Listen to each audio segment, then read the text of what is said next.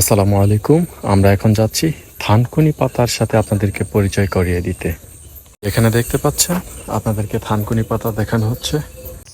আসসালামু আলাইকুম কাকা, কি করেন? আমি এখানে থানকুনি পাতা উঠাচ্ছি, এই যে দেখো। ও, ধানকুনি পাতা। হ্যাঁ, এগুলো দিয়ে কি করবেন? এগুলো হচ্ছে খাবো। কি দিয়ে খাবেন, কিভাবে খাবেন?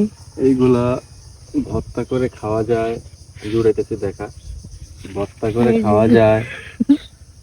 তারপরে হচ্ছে রান্না করে খাওয়া যায়।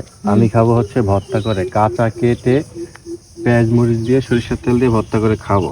তা খাওয়ার উপকারিতা হচ্ছে গ্যাস্ট্রিক, আলসার। মানে গ্যাস্ট্রিক কিভাবে বের হয়, তা আমাদেরকে একটু বললে ভালো হবে।